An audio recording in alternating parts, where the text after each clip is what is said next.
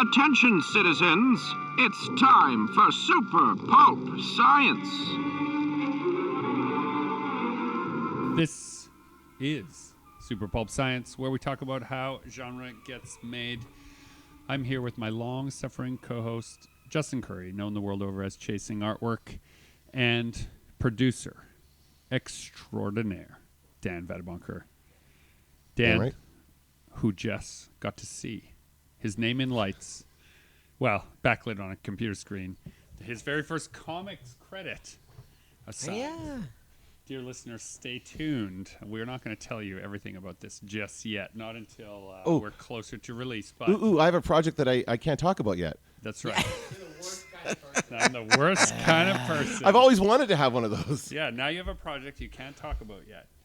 And there it is. So it was a story that we story broke on the podcast. It's getting made into a comic, which is always really cool when you can trace back the origin of the idea and people can actually experience that, right? Absolutely. It's not like you just telling the story of I jotted it down on a napkin in a restaurant and coffee stains. They can go and listen to the podcast. They'll be able to listen. Yeah, and step by step see whose ideas were the best and what made it through and whose ideas got scrapped. So, dear listener, if you are listening to this episode for the very first time because you've heard from somebody else about it and you're wondering what the heck this is all about, Justin and I are full-time creatives. We write and illustrate books, comics, graphic novels. We like to share all the different ways in which we get stuff made. Sometimes we get it right and sometimes we get it wrong. And every now and then we do story break episodes. And those story breaks we sort of give away. We say, here's an idea, and in an hour we try to break down an entire story and all its essential beats. And we wend our way through the story, and you can listen to all the different ways in which we make decisions and hear as to why we might make those decisions. And every now and then, some of those stories stick with us. It's like a mini version of a writer's room. That's right. Yeah. And it's low stakes, and everyone's just having a good time. And the reason we share it with everyone is because if you want to take that story away and try something, you're more than welcome to. That's why it's there on the podcast. But every now and then, an idea sticks with us enough that we want to try to do something with it. So we've been doing some things with some of our ideas. That doesn't change the fact that you can still use them. It just means that we've expressed them in a certain way. And if you listen to last episode, in our, I'm looking at Dan now, is that what got uploaded? I'm not sure. But in our last episode, Dan wouldn't let us do a story break. He told us that we were allowed to do one, and then he thought the conversation we were having was more interesting if we tabled the story break till next episode. Right. And so that's got it on our mind, and that's why we showed Dan some work that was happening. And We that's still why we're broke a talking little about bit of it, though, didn't Well, we? we started off, Yeah. so we can continue with that this week and talk about. Justin's already been chomping at the bit to get some of the story out, so we can continue with it. I just thought, we had a good conversation around the monster story and the different roles that the monster takes in different iterations of that. And it was a lot of fun, I thought. And one of the reasons, dear listener, we have a producer like Dan is so that he can say, no, your idea is not interesting to listen to. Follow that idea to its inevitable conclusion. That one's more interesting. And the reason why we did it is because you guys are working on a monster book right now. That's the next project. So Dire Beasts, an anthology project coming out this October. Dun, dun, dun. Stay tuned. But today, let's talk. I'll only take the lead for a moment because for the dear listener's sake, once we started talking about a story that we weren't able to finish, Justin then immediately slipped into everybody's DMs and said, and this, and this, and I broke some things, and I had some new ideas. And so I would like to let him have a chance to lay out the framework of a story that does not exist in anywhere but our imaginations until right about now. But I will give you this important caveat that it can be a really good tool to break down a story into a story's most simple parts, which is the beats. Yeah, the beats. Somebody somewhere wants something and a complication ensues. So when we are story breaking and we're going at a very fast pace, dear listener, this is why we're doing that. Is we know that there are lots of things that you would come in, tweak, adjust, fix, change over the course of making a story. But if you can get the skeleton to stand upright, then it might be worth, putting on the muscles, as it were. And so you've got a skeleton, more or less, of a story idea, Yeah. and we're going to try and beef it up. Okay, so for kind of backstory, last podcast we talked about maybe story breaking like a monster movie story, and we came up with a couple different ideas, and then we diverted off and we talked about other things. And this last weekend, I was at Anime North in Toronto. It's a big anime convention in Canada. It was a really good show. And on the evenings, I hung out with friends some evenings I just had dinner by myself. And so I would sketch up some new ideas in the sketchbook. And I ended up coming back to the story and kind of writing a bit of an outline. And I forgot my sketchbook at home today, so I don't have that outline. But I'm going to take a page from Taika Waititi's book and just try to remember the story that I came up with. And then maybe next week I can fill in any of the blanks that I missed. Or maybe this is a better way to do it. I can give you guys kind of the vagaries of where I took the story, and you guys can try to fix it from there. Right. And for the dear listener, the Taika Waititi method is to write the whole screenplay, put it aside, and then rewrite it. Without looking at that. Without looking at it from memory. And Right. in that way, you end up with a shorter version of the same story with only the parts that actually you felt something about, right? So here you are. This is your test now. Tell us the good parts. Okay. So, don't have a title for this, but monster movie. I was thinking of comparable titles. Imagine in your mind, dear listener, Hollow Man. If you've seen Hollow Man. Oh, yeah. So, A remake of The Invisible Man. a remake of The Invisible Man. What I really liked about Hollow Man was the setting of their government experiment was in this underground high-tech facility, enclosed environment, perfect for a horror story, right? You're kind of closed off from the outside world. Help is not readily available. Cell phones don't work, all that jazz. Antiseptic, clean lines. Lots of gurneys. Overhead lights, gray grids, yeah. And maybe in like some parts of I'm bordering that facility for the setting of our story, and maybe in older parts of it you're getting into it's almost like a mine, like it's carved out of the side of a mountain, it's carved into the ground, right? You know, stuff like that. It's high tech, and then the further you go into the facility, maybe it's not so high tech, maybe it's just raw underground tunnel. What I like about that is a lot of in Canada, anyway, we have a lot of very deep mines that they use, to store nuclear waste. You know, it's far enough into the Earth's crust that they can hide that stuff. And then we have this thing called the Canadian Shield, which is basically rock that is so tough that you're not denting it without dynamite. So every once in a while, like our roads have to like go around the Canadian Shield because it is not worth breaking that rock. Yeah, it's too expensive to break. Yeah. Okay, so in this movie, we start with maybe 2 or 3 scientists who have been given the task of taking a bacteria or a small little creature and evolving it to the point where it'll eat plastic. So we start off with this huge container, this huge cylinder in the middle of the science-y room, full of, floating on the top is a bunch of like garbage bags and plastics or whatever, and there's all these tubes and stuff running into it, and there's these like genetically see-through? Can we see it? Completely Yeah, okay. see-through. Yeah. They've been genetically modifying tardigrades, these little water bears, these really tough little extremophiles they're called, because they can survive in space, they can survive in like hot temperatures, cold temperatures.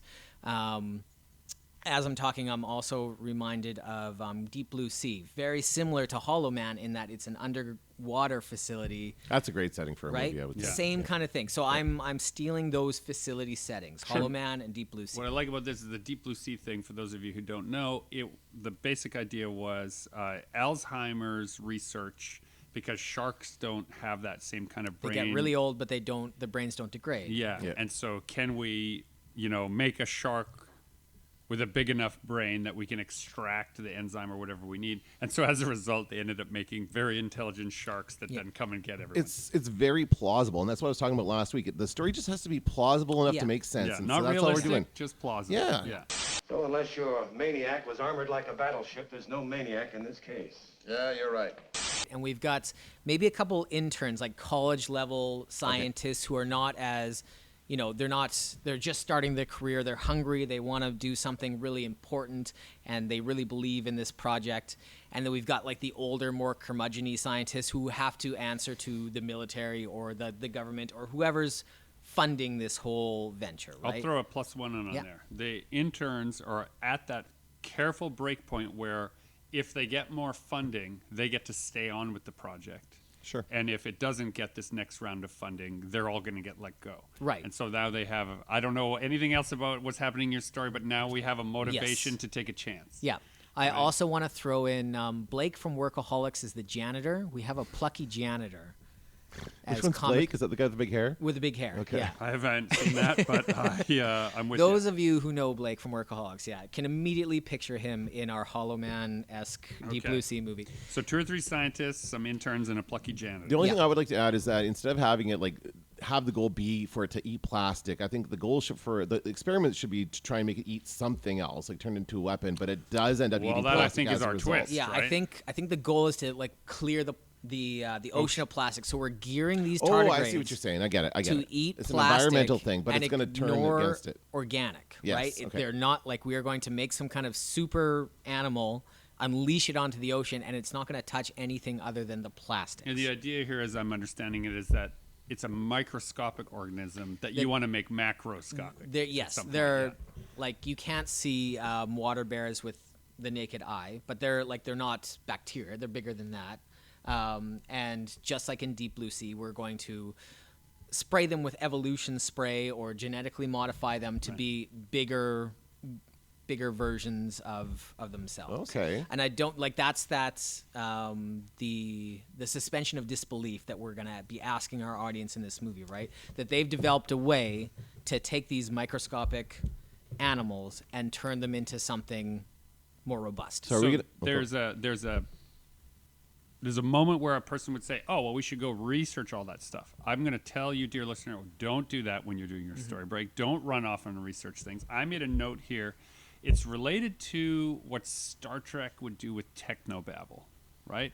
You can say a bunch of stuff that sounds more or less right and then work it out. If you want your science fiction to be more hard science, then after you have your draft, go do it. So what I wrote down is a phrase that may or may not have any scientific bearing on what we're talking about, but we're going to have the scientists talk about how these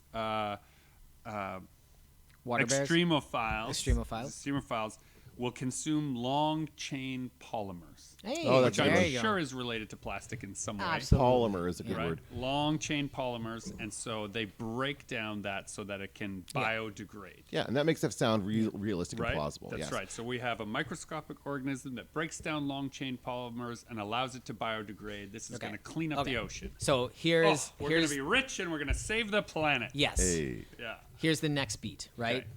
The older scientists, there's restrictions on how much they're allowed to genetically modify the tardigrades, or maybe it's been those movies where if they're doused in a certain amount of radiation, they grow, right? That was the idea with Godzilla, Yeah, right? yeah. And stuff like that.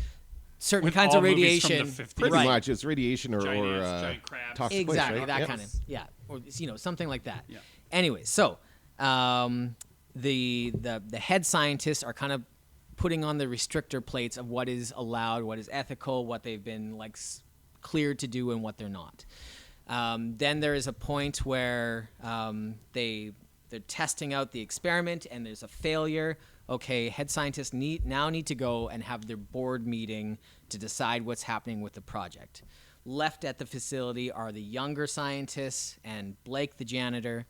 And We've got to show some results. so they come and they present we've made progress. It's not but it's not a huge amount of progress. So the bottom line is I think we're going to shut down the thing. So they call the younger scientists and go, we had a meeting, didn't go well. Start packing things up, start downloading the files, blah blah blah blah blah. Young scientists get pissed off. Maybe they're sitting around drinking well, if we had just done this, that's all it would have taken, blah, blah, blah. So you know what? But they don't have the guts. They don't have the guts. Cutting-edge science. What do we have to lose? Let's spray them with more of the genetically modified evolution spray and try it again. Yeah, the MacGuffin canister. Let's take off the restrictor plates from our whatever magical the technology we're making up for this movie. That's right. So they do that. They spray the tardigrades with the evolution spray a bit harder.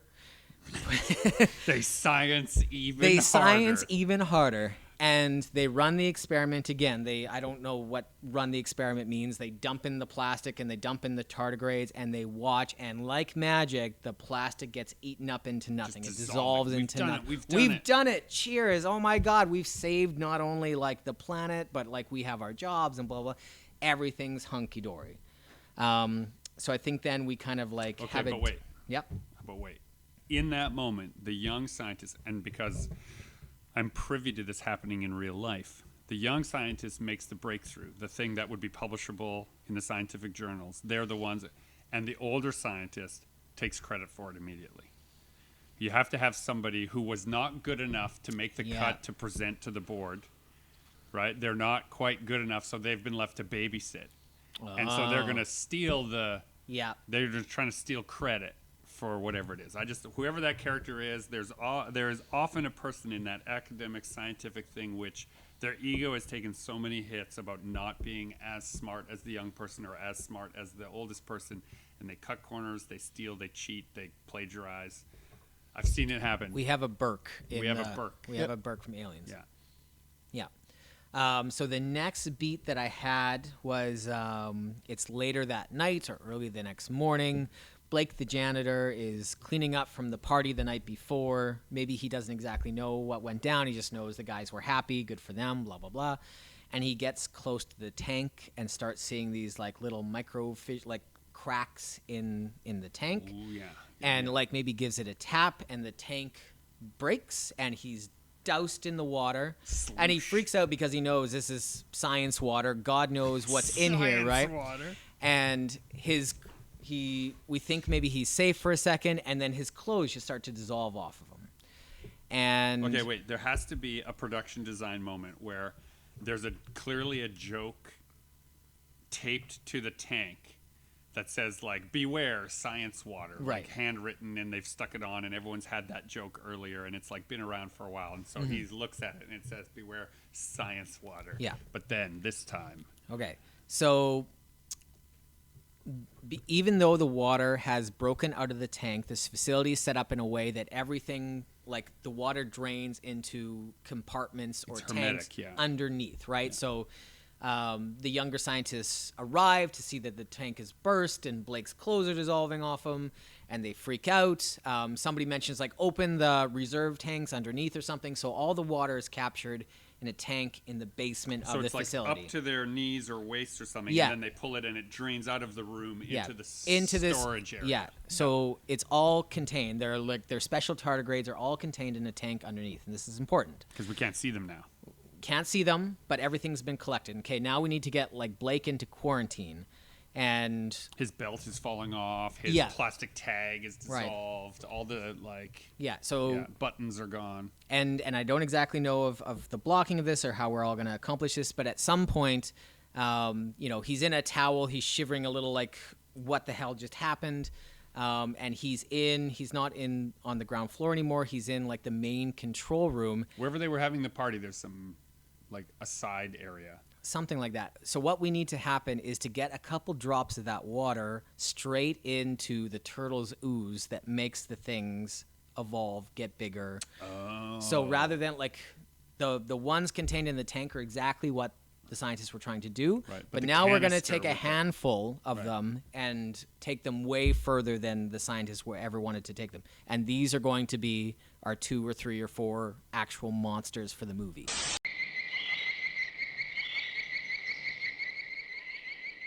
What was that? I don't know. Must have been the wind. It's pretty freakish in these parts. Okay, so this is what happens. You have that they were drinking a bunch. They were having a little party in, like, what is essentially a common room. Yeah. That's where they've brought him all wet, and they've covered him in a blanket, and they're like, they've left him there for a minute. But because they were messing around with the canister, and they weren't observing the proper protocols because everything's been canceled, that canister is still on the table amongst all their bottles and red cups and all that kind of nonsense. And so he could be reaching for something like, oh, here, we'll give you some coffee or whatever. And it could spill, knock it over. You could have a very easy way where a simple mistake where people are trying to help someone and knock over a few things as they bring him has now allowed the moisture from his clothes or from his body that to contains like 2 or 3 of these tardigrades. Right. Yeah.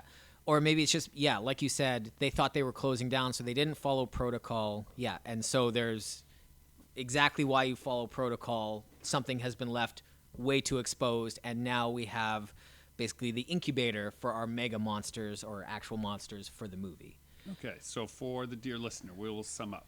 In a underground facility, deep underground, a group of scientists. And it has to be underground because whatever this technology is that makes the tardigrades is very dangerous, You very don't want it volatile. to get out into the biosphere, right? Yeah, so yeah. they have to be careful, so it's underground. They believe that they can genetically enhance a group of extremophiles to consume long-chain polymers and clean up the ocean. They're going to get rich and they're going to save the planet, but they have not been able to achieve that. The main team that has gone to present their findings, they've lost their funding, and in a moment of, well, we had a good run, and in a party, one of them makes the decision to try something extreme. It's also the plot of the new Fantastic Four. They thought they were getting closed down, like, so let's open the portal or whatever. Right, let's just do it. Okay, Yeah. so the let's just do it moment happens. I don't want to compare our movie to that movie, Right, but and nothing seems to be happening, and so they all go to bed upset. And the janitor the next day comes in, and now we see that the so you're tank is changing it up. clean. They're not celebrating. They're not celebrating. They didn't think it worked. They think it failed, and they've gone. That's why they're Didn't? not there following up, because they would be Right. excited scientists. Right, they'd want to stay right? up all night getting the data. That's right. But since it didn't work, Yeah. now we see time has passed, and we, the viewer, could now see the plastic slowly dissolving as the clock is turning. And The in water comes is the also like janitor. a brown, black, like murky, whatever. And when Blake comes in the morning, it is pristine, clear water. And it says science water. Yeah, And that's beware. why that funny tag makes sense. Beware science water, because it's Yeah. all brown and gross and full of trash. Yeah. And he comes in and he looks through the clear, pristine blue water, and he's like, whoa, wow. Yeah. I guess they really are. Maybe he thinks they've closed down, right? They closed it up. He goes to look. Oh, but it's got the cracks What in it. happened to all the swamp water? Yeah, he goes, looks, he taps on the glass, right? He laughs at the science water tag for the last time. He's putting in his headphones, and then it breaks and slooshes all over him. Mm-hmm. An alarm sounds. It wakes up all the scientists who are a little bit hungover. They come running in. They see that he's up to his waist in the water. Are you they don't want to imagining go that into it yet. they actually like they have bunks in the facility? In the that facility. it's completely cut off. That's okay, right. Cool. So they come in now. They see him consumed by the science water, like he's up to his waist. They know enough as scientists, even hungover, not to go in the water Right. before they drain it into the auxiliary tanks, The reserve containing tanks, the yeah. reserve tanks. Now he's there, dripping wet.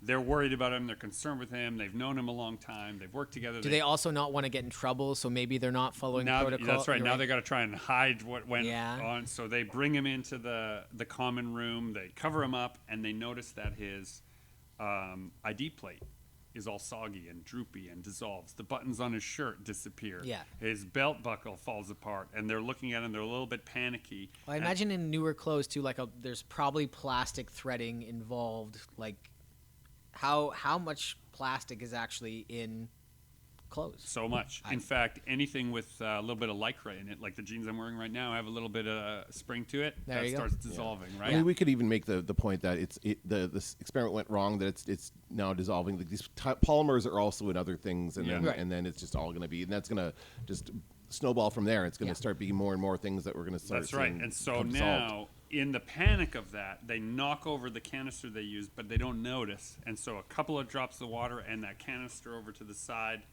are now commingling. Yeah. Take it away, Justin. So I'm a little foggy in our. I have a finale. I have a really strong finish. I think the middle part when we.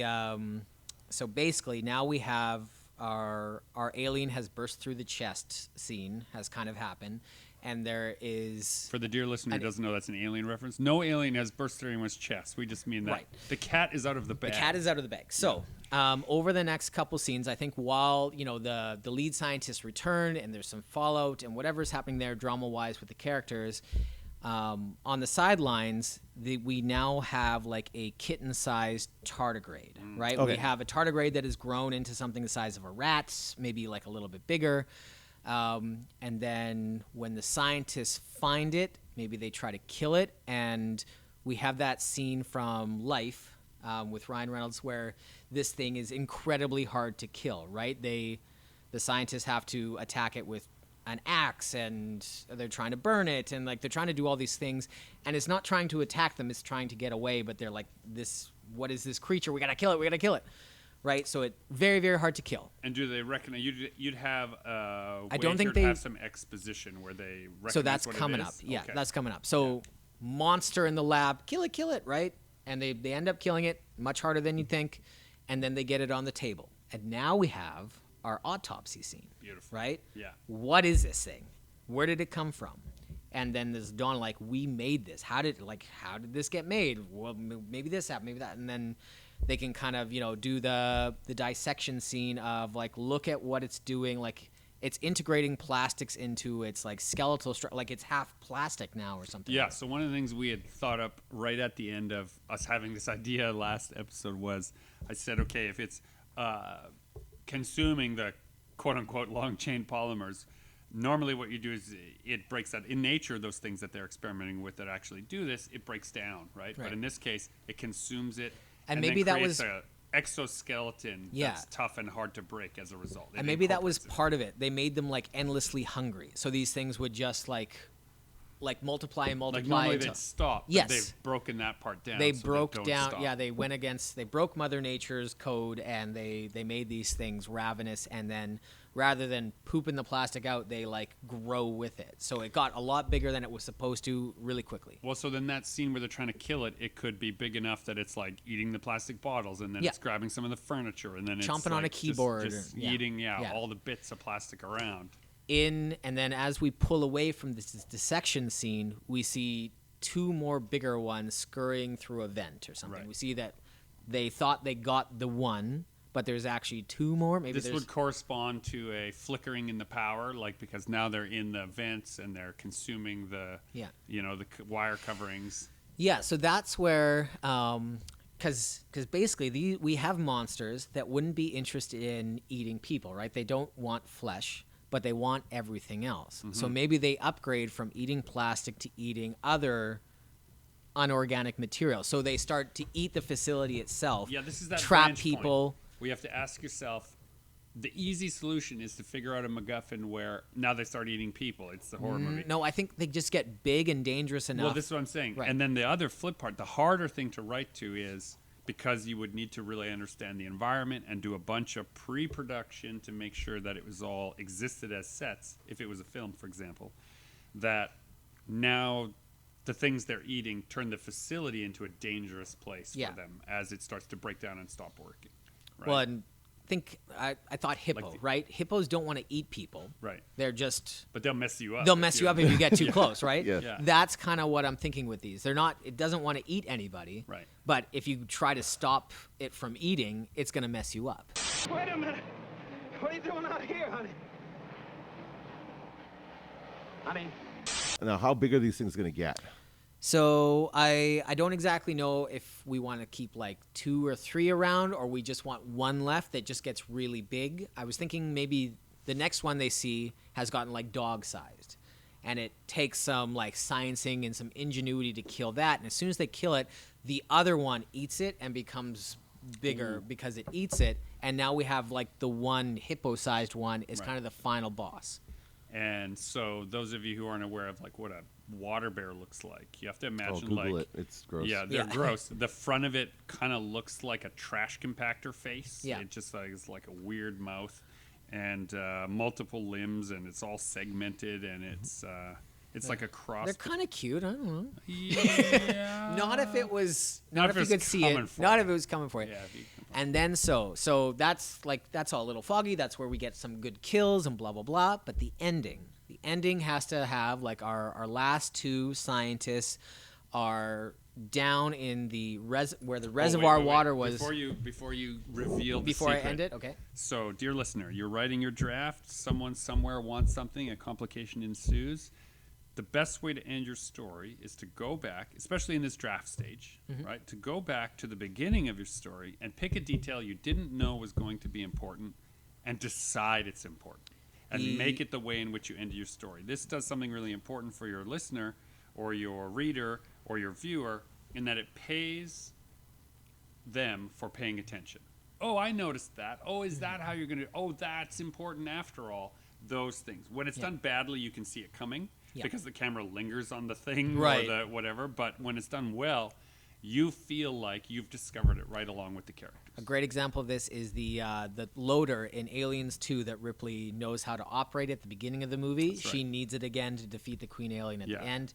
In our movie, it's that our boss tardigrade has eaten so much plastic and so much other inorganic material. It's evolved into this, like, now thinking it's more made of plastic. Now it's like an armored water bear. It's something bigger and scarier and has evolved into this monstrosity and is coming after the lead scientist. Maybe they've just pissed it off enough that it's like, okay, I'm going to squash this pest now. And the finale of the movie will take place in the basement of the facility, right by that huge reservoir tank where they kept all the tardigrades that were scienced the way they wanted to. The science water. They break the seal on that science water, dousing the big bad tardigrade in the little tardigrades that eat inorganic material, and it gets eaten by the original version of itself. Yeah. It's children eat it. It's children eat it. And then it dissolves, and right then is when the old scientists come back to find the facility in utter ruin. That's right. Right? And everything's wet and ruined. And I like that. Maybe the elevator, the tardigrades eat part of the elevator, so it can only be brought down from the top. They can't call it down. It can only be... the elevator that was down there is eaten. Right, and there's only the no one doors. Up top can be brought down. Yeah. Right? I was thinking there might be a good way to kind of lend some more weight to this if we have like a way for it to be trying to get out. Like there could be a possibility of these things getting out and escaping into the world,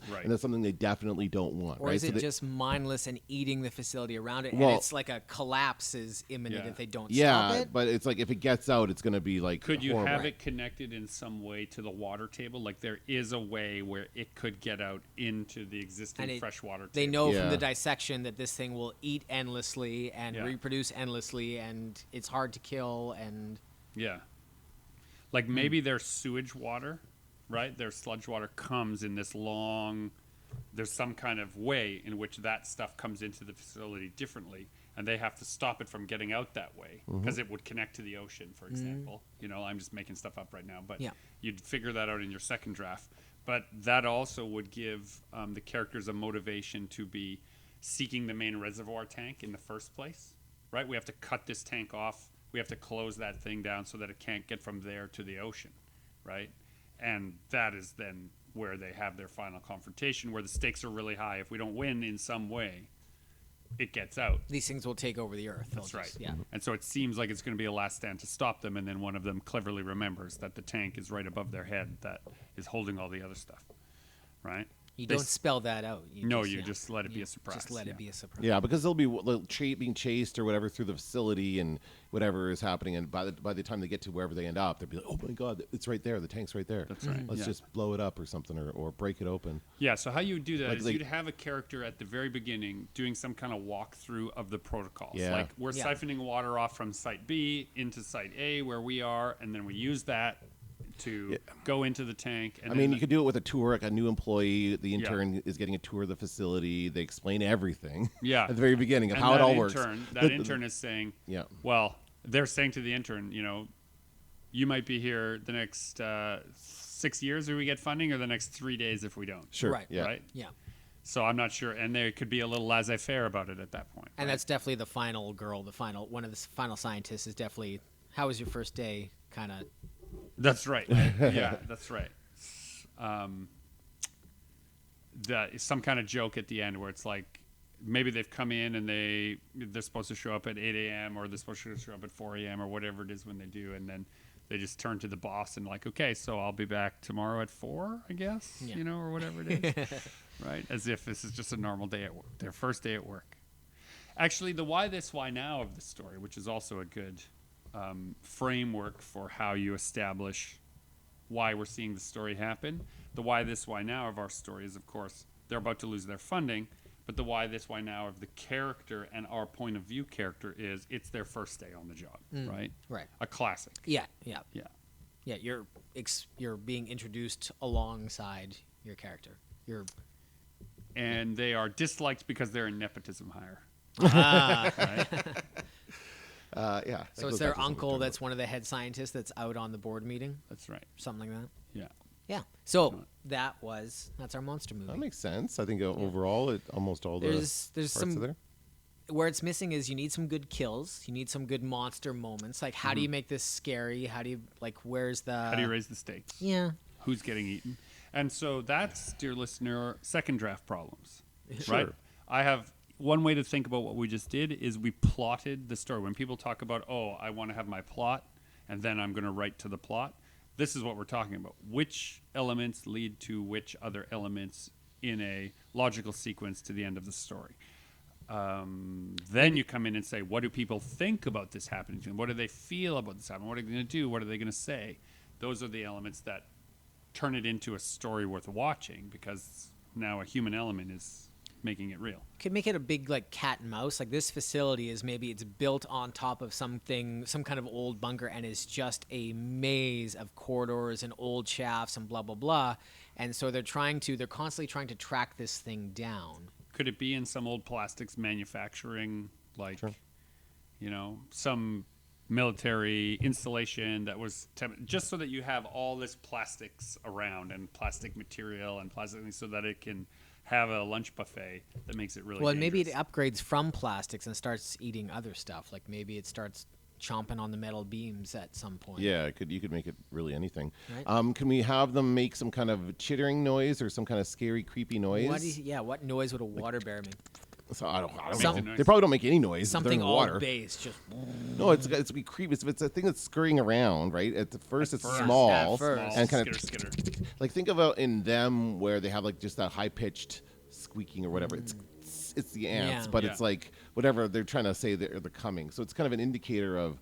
the Now, thing have is you close. noticed or have you seen recently a number of different movie fans have pointed out that the movie Them, which is about the giant ants, the plot of the movie Them and the essential story beats are them is about Them. ants. It's about Yeah, it's about ants, giant ants.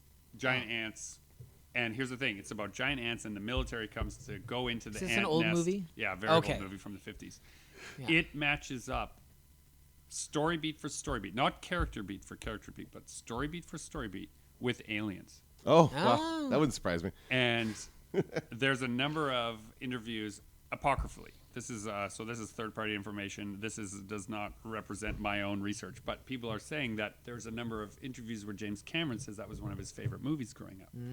So, is Aliens in fact just an unofficial remake of Them? Right? Military goes into essentially a giant ant's nest with the queen. They have to fight the queen at the end of Them, didn't they not? Yeah. Yeah, that's right. So Huh. I have to watch it again now. Thinking about Yeah. that, it never occurred to me. But that's what people do, right? They see something, they like it, they copy it. They have one big one. Is it just a swarm of the rat-sized ones? I was thinking that too. That might be more scary, but I like the idea of a big one too. I think that could work as well. I think swarm might be fun, and maybe they find a way to contain the swarm and kill it, but one gets out. and that's the step up. And that's the step A up. swarm of rat-sized Yeah. ones that are terrifying, but as they swarm over the people, it just eats all their Yeah, stuff. that's fun. Yeah, that, That's fun. right. And then it's terrifying. He's just left there It's with terrifying, naked. but He's just naked, covered in. Okay, so here's the best part of that. If it's a swarm that is coming, then you can establish quickly the idea that earlier on in the movie, we've seen the key cards that unlock everything are made of plastic. for sure. And there so you they go. get swarmed over, and all their key cards and bits and phones and all that are eaten the by these. facility becomes an obstacle. That's they right. can't access anything anymore. And now Burke, who is not giving up his key card, suddenly has that household He has a maneuver. douchey metal wallet. Oh, yeah. Yeah. So his key he's card got is one of safe. those Faraday cage wallets. Yeah, because he And thinks everything He is has so to be great. showing it off in the beginning. Like, do you see my new wallet, Janice? Check Yeah. it out. Oh, yeah, he's one of those hard yeah, Yeah. man. I see those ads for people who are flexing that they have all their cards in those special spring-loaded wallets, and I think, who are these people? No more explosives. We can't risk closing off the nest. Is there any type of gas we could use? No, we can't take a chance. It might poison the whole city. Well, we've got to get through there, locate the egg chamber. Find out if any new queens have hatched out. Think of the number of referential notes we made in the production of this. Oh, for sure, yeah. And so the whole idea is when you're into second draft, that's when you file off those serial numbers. Yeah. Right? You make an effort to change everything that was standing so clearly right on the shoulders of something else, and you try to adjust it to make it yours.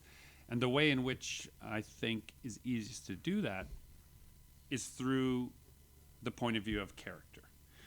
Once you then are deciding who your characters are, and those characters are very different than those other source materials, and you have them responding what they do, think, feel, say, and remember about those things, now it becomes you expressing this plot in your way.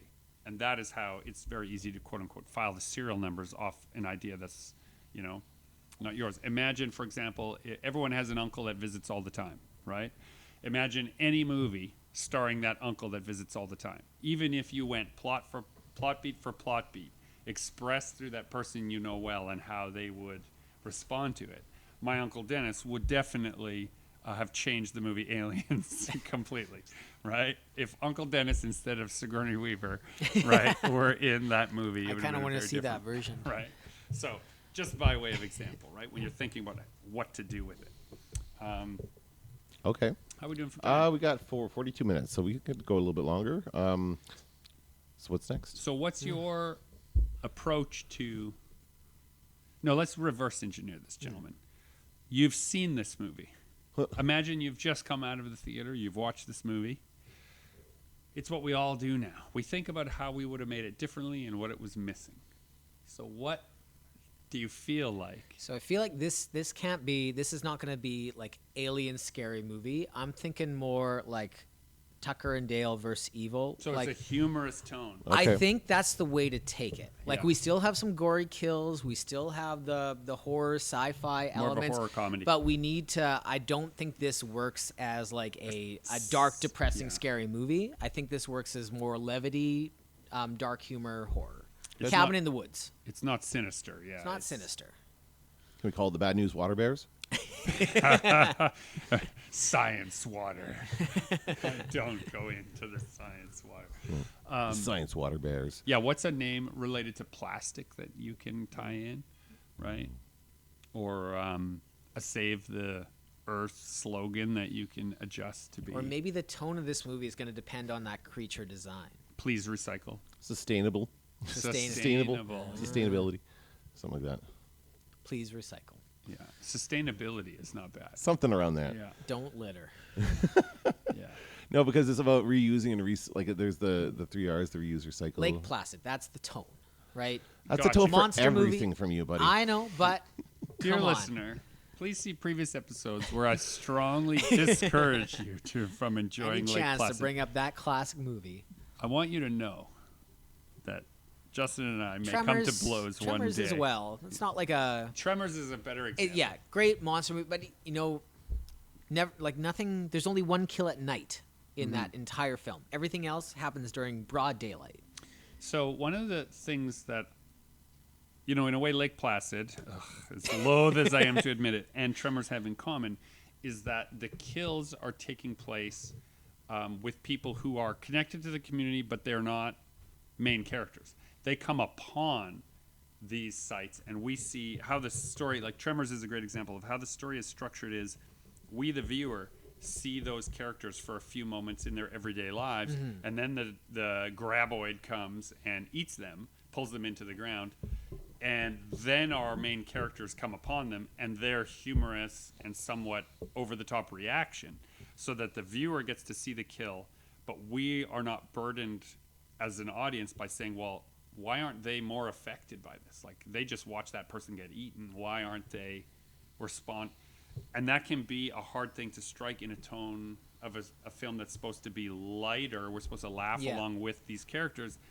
If they are direct participants in horrific events, you don't believe it, right? It doesn't have the same ring. But if we see those horrific events and then they come upon them and they're making stupid jokes, that's what people do in crisis. They say the wrong thing, right, to like get over it. So you can have those uncomfortable bits of humor. We could have it once the big boss tardigrade starts going around raising havoc in the facility. One, we need to have a security guard come down from the top floor to be killed. Somebody that we've only like just recently met, right? Also, like maybe they make some kind of science spray that is going to hurt it, right? They like come up with an acid that'll actually affect it or damage it in some way. So everybody's now armed in a way that's actually going to hurt it. And so they go out to try to exterminate. Yeah, so what I just scratched out is what I see as the way they raise the stakes in Tremors, which is first strangers die, right? And then friends, people they actually know die, and then potential lovers are in danger and best friends are in danger. And that's how they've raised it. So you get this, a bunch of people we don't know. Oh no, we got to do something about it. And then they're surrounded and cornered. And then people we now have learned to like in the course of the film are being sucked under. We need to have a scene where Blake's by one of the big guys, and the big guy like puts his entire mouth over his arm just to eat his watch, and then he's fine after. Like he had his entire arm down its mouth, beautiful, and it just comes out without his watch. But all then, slimy. yeah. But then, so what's good about this is I like the idea that the facility manager, the janitor, the person who like knows how the actual building runs is separate in his knowledge base from what the scientists know how to do. And so you have a person who is essentially a power engineer, right, who knows how the building runs.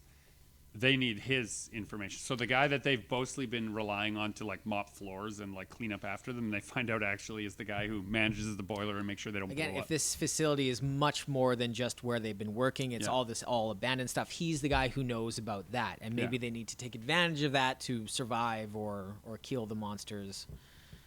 All right, so we had a plucky janitor, we had 2 or 3 scientists, we had some interns, we had a nepotism hire, and a jealous guy. What is that jealous guy's role? He's got to be the cause of someone getting killed by accident.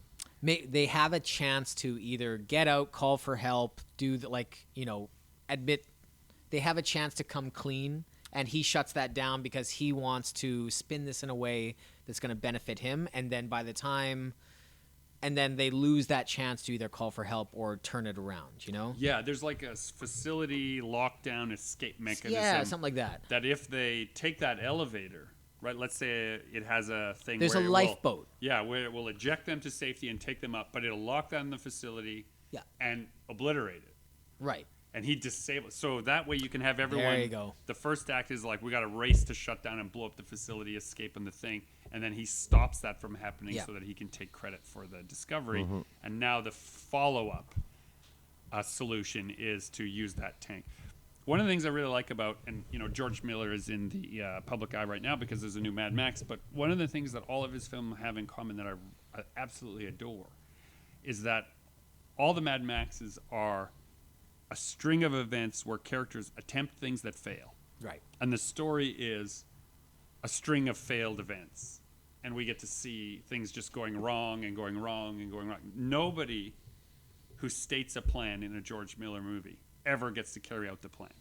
Like, not one time. Same thing for Happy Feet. Right? That's right. They don't get to carry out the plan. Are there Happy Feet and Mad Max linked? So Same George director. Miller, same director. Oh, God. Yeah, same director. And Babe. Right? And Babe. And that's the same Babe was thing. great. That the idea of giving our scientists a clear plan, that's part of the protocol. We're going to follow the protocol. We're going to shut down the facility. We're going to, it's got a biological, we planned for this. It's built to do this. We just have to get into the ejector elevator pod thing and it'll shoot us up. And as soon as it does, it's going to trigger the explosion and fill the facility with fire and everything's solved. But Burke doesn't want that to happen, right? That means his whole career is over. Yeah. And he needs He to wants the prove it. accolades. He Yeah. wants he wants the credit. He needs to get a sample. Maybe that's the other thing is you could have that character being driven to be trying to seek out that original science water to get a sample that he can take out. And so he won't leave. He won't unlock the escape mechanism until then. Yeah. Right? Maybe he's the only one with the code. He has He's the not- last plastic key card that hasn't been eaten. Right. He's the real monster in the movie. Yes. Yeah. Greed Company and capitalism. greed, yeah. That's right. It's always the monster. It's always the monster that eats us all. Yeah. Nice. definitely they work together. So that's pretty good. All right, that's solid. Yeah, it's not It's bad. a fun little monster movie. So, dear listener, we would be the first to admit that racing through a draft of a story is just the beginning of the idea. If you have a better way to express this, if you want to reach out to us, there is a way to send your recordings to us now through most of your podcast apps. But you can also drop us a line on social media if you have a better ending, a better version, or a better twist of this story. Keep in mind that because we have made it for public consumption, right, this basic plot you can run away with if you so chose. It's the singer and not the song that gets an idea made, so good luck to you. Yeah. Good luck to you. This has been Super Pulp Science, where we talk about how genre gets made. I'm GMB Kamichak, encouraging you to join the fight and make comics. And recycle.